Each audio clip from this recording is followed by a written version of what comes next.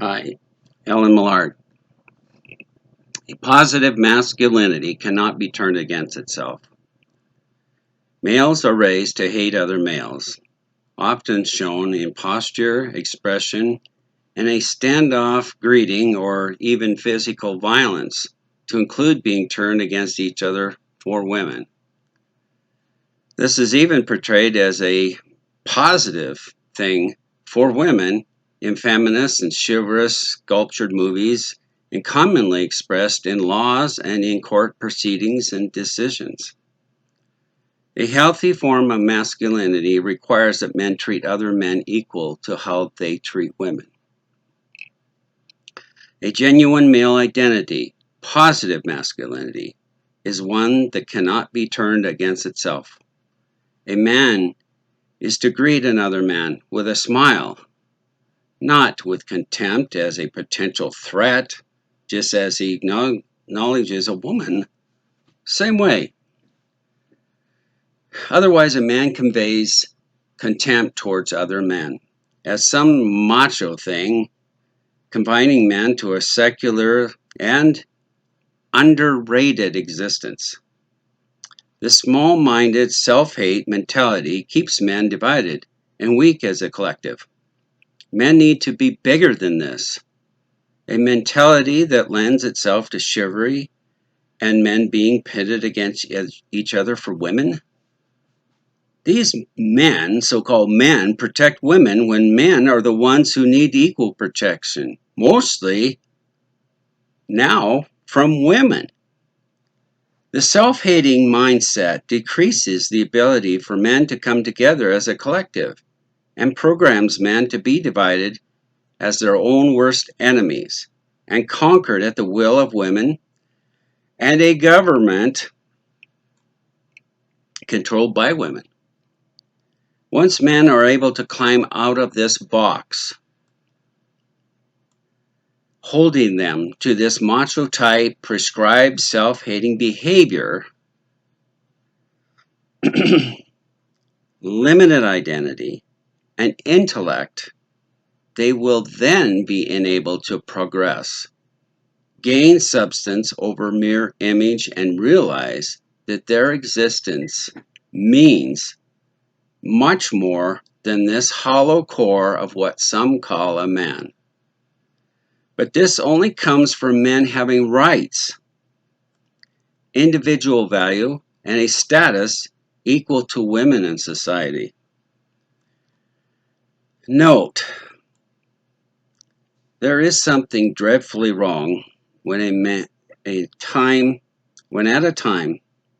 men's rights are so desperately needed, and men are more concerned about a masculine image than their rights. For example, although not unwarranted, more was made of a Gillette commercial aimed against men in a Dr. Pepper commercial that conveyed a motorcycle gang of bullies beating up a young man as to be humorous. Why was Dr. Pepper not boycotted as was Gillette? Some say in response to the super tough macho male character now being projected is the type that defended our country and won wars in the past. That is not true.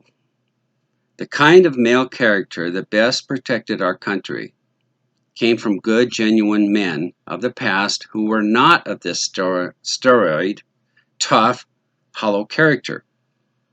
Their male identity was not sculptured to be what was needed for an exception to a rule. And war is an exception, not the rule, and not what we conform to as a general rule. Many were strong, hard-working farm boys, but this is not the point. A quality of life with a male character that matched being threatened is what made so many angry when our country was threatened and attacked by Japan, with thousands of young men volunteering to fight immediately after Pearl Harbor was attacked. It was then they trained to be fighters for the war. For example, one World War II vet explained that we were told we had to unlearn everything we had ever been taught and become blank slates, then programmed and conformed to be what the military wanted us to be to best fight in the war. But the only problem is, as the vet explained, after the war was over, the government failed to adequately have us unlearn what it had taught us, sending us back into society without adequately deprogramming us. Although men did not have equality to women in the past, they generally had a better male character than the one being conveyed and encouraged today.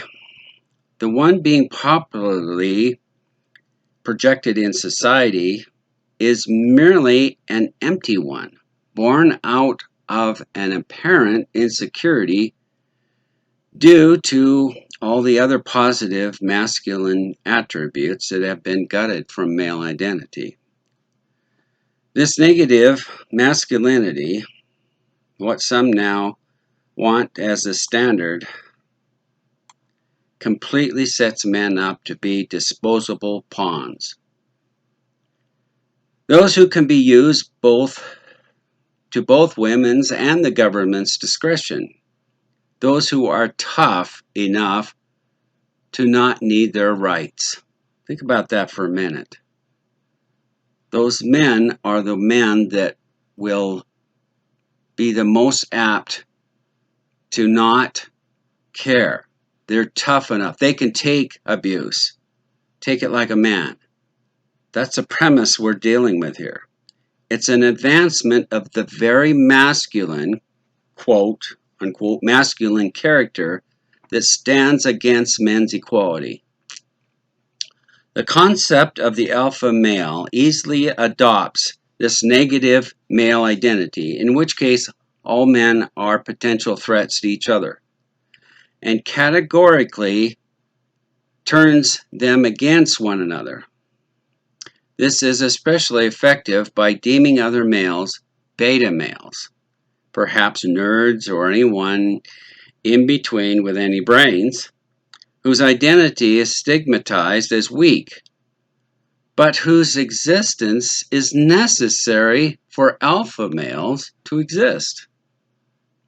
Males who fall into this identity trap and prep themselves to be identified as alpha males are being manipulated into a robotic identity rather than one secured in their own right, that makes them acknowledged as real people in need of equal rights to women. Can we not see where this is taking us? Beta males, through this divide and conquer technique, will be easily marked and condemned as men's rights advocates by the government, chivalrous-minded women and men, as well as feminists. Take note that women who have formed an effective collective, although one lacking merit, do not discriminate against other women, attaching stigmas to them. The male characterization conveyed through actors as Arnold Schwarzenegger and Sylvester Stallone or Dwayne Johnson, The Rock, are empty, steroid versions of what is left of masculinity. And that is a toxic, violent male character identity. But this does not mean that masculinity itself is toxic. Just that how society is sculpturing males is toxic. The negative influence is toxic. The chivalrous and feminist influence is toxic, which has left positive masculinity gutted without substance, equal rights consideration, and status. Men are not those who we need protection from and who are to be used as pawns against themselves. A man must think to himself that I am that other man who I encounter. He is good and innocent, just as I am, in need of help and his rights, not one to view as my enemy or a threat. A mindset that dictates otherwise is unhealthy and filled with self-hate and the alpha male steroid image and matching characterization stands with it. The alpha male and beta male identity stigma resembles the bully and the wimp categorization that reduces men to a right makes right mentality, perfect for blind servitude for the government and serving women against other men.